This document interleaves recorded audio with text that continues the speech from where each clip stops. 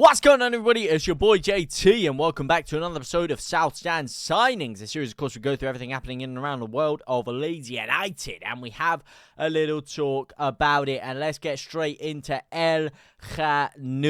There are a few big updates coming by way of today around the main man. Leeds United seem to be pursuing him rapidly as things stand. We, of course, have made contact with him, and Sacha Tavaleri came out this afternoon to say this: playing in European competitions is not a decisive factor for Bilal El Khannouss's decision as to which club he will be moving to this summer, and it is pretty apparent he is going to be moving somewhere elsewhere.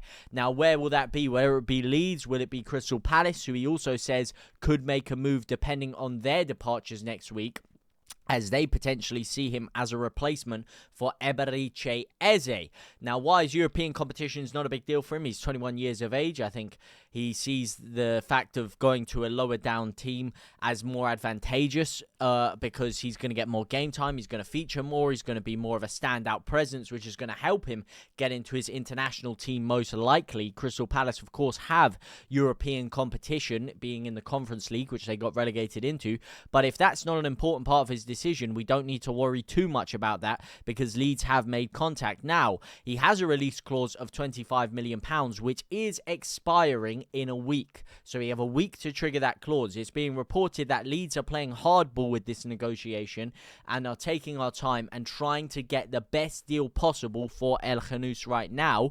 If we can't get it, I do believe we will trigger the transfer clause. I don't think we want to trigger the release clause. I think we want to get him for cheaper, but we will have to wait and see how the cookie unfolds on that one. Let me know what you guys think. Would you be happy paying 25 million, or do you want Leeds to haggle and try and get it down as much as they can? Now, the next story is a very, very exciting one, potentially. Well, not exciting because I don't think it's going to happen, but it's exciting in the fact that we are linked with the main man, Alexander Mitrovic, who has had a plethora of spells in both the Premier League and the Championship. Most notoriously for Fulham, the guy is a Championship merchant, but he actually had a very standout year in the Premier League for them, securing him a transfer over to Al Hilal, where he has had a phenomenal couple of years there, scoring 68 goals and adding 15 assists in 78 games. What a turnaround.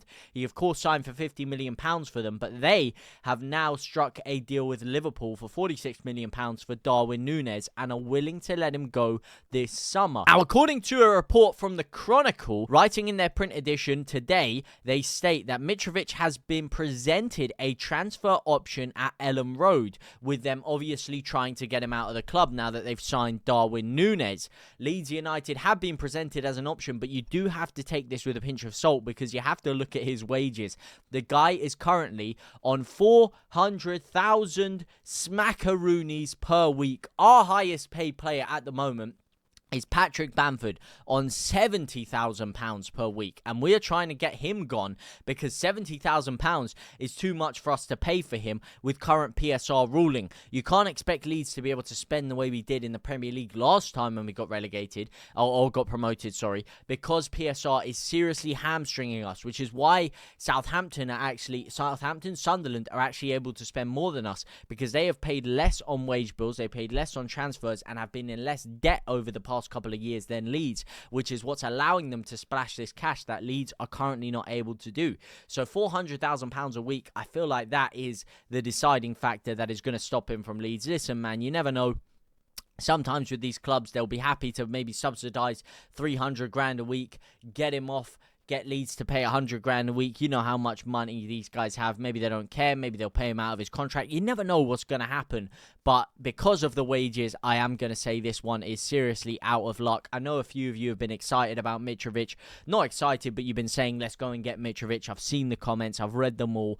So I thought I would talk about that because that has come into the news today. Now, another story that has come into the news very, very similarly, Mr. Alex Oxlade-Chamberlain, who is now on the chopping block, is being released by Besiktas Besiktas, who are apparently about to spend £1.2 million to get him out of the club after he has failed to deliver over at Besiktas for them. Leeds United could be looking at him as an option. Obviously, he's got Premier League experience. He's played for Liverpool in the Premier League. He's played both in the wide areas. He can play centrally. He can play attacking midfield. He can play on the wing. Could be a good versatile option for Leeds United to pick up on the cheap. Not a bad one. If we are going to spend a lot of money on Khannous, maybe we could pick him up for a free. I don't think he would demand that much wages because he would just be happy to get back into the Premier League and play some English football. I don't know how likely this one is to happen. It's a very early report right now, very early stuff. And with all the stories around Khannous, it's not necessarily an option I think Leeds will be targeting too heavily. But if we leave our deals too late and other teams snab some of the players that we want, you could see Alex Oxlade-Chamberlain lining up at Ellen Road next year. I wouldn't count it out completely. You never really know with these things, but it is an option because Daniel Farke has been saying that Leeds United are lacking quality. After our 1-1 draw with Villarreal, he came out and he had this to say: if you compare our offence now to the Championship offence last season, we have lost a standout player in the second half of the season in Manor Solomon. We know we need additions in this position.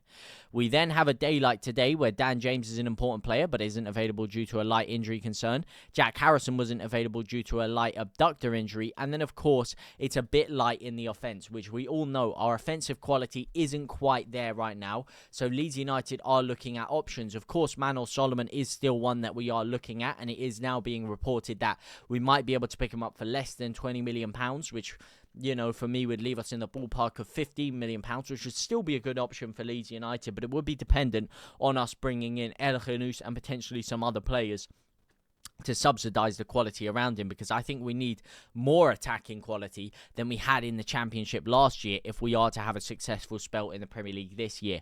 But that is one to look at. Manor Solomon's still ticking along, and it's good that Farke is actually addressing that and saying, listen, mate, 49ers, pull some money out. We need some attacking quality. Speaking of injuries, there are some more injuries that would potentially interest Leeds United fans. Leeds United loanee Maximilian Voga, who of course has gone over to Werder Bremen, has now picked up another injury to his knee, which of course he had 2 knee surgeries this year whilst at Leeds United, and has now triggered that same injury in his first team training over at Werder Bremen.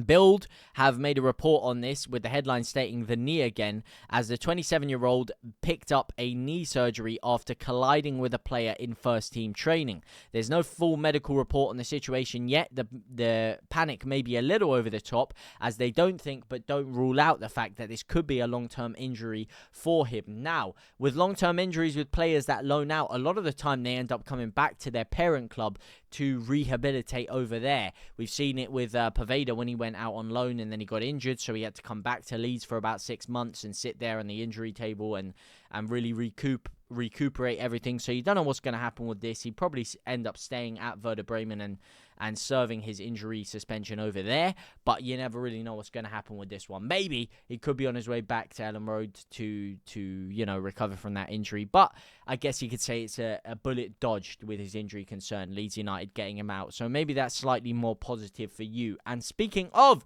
slightly more positive news, Leeds are really looking at a lot of strikers now, and the latest one to hit the stories is Mr. Casper Dolberg, who registered 24 goals last season with Anderlecht. He is a very exciting prospect and one that could be picked up for around £12.6 million.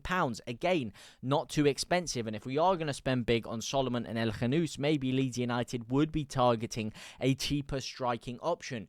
Is he my first choice? No. Is he your first choice? No. But he is definitely an upgrade on what we have. That is definitely for sure. He's an upgrade on the Mecha. Perot, who's had a phenomenal preseason campaign. There's no confirmation that he's going to be able to cut it for a full year in the Premier League. So this could be a cheap option that Leeds United would be looking at. Now, Anderlecht recently turned out an offer from Besiktas. This offer Dolberg wasn't particularly interested in, and he would like to join a new team, and they would be open for his departure. Leeds United would definitely be more enticing of an opportunity because he would be playing in the Premier League, and it's definitely one to keep your eye out for. Could Casper Dolberg be ending up at Leeds United? That will have to be waited and seen. Now, speaking of Leeds United players, Charlie Crew has completed a move over to Doncaster on a season-long loan. Their manager had this to say about it: You saw how important he was for us during the run-in last season.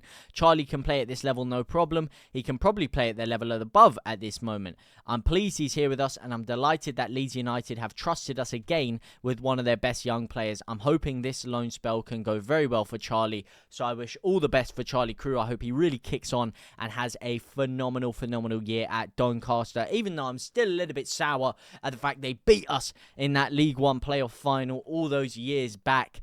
But hopefully for him, he has a phenomenal time. So I'm wishing all the best for Charlie Crew. Now, just finally, the last story surrounding Leeds United today is around a player who does not want to go to Leeds United. We'll put it out there straight away.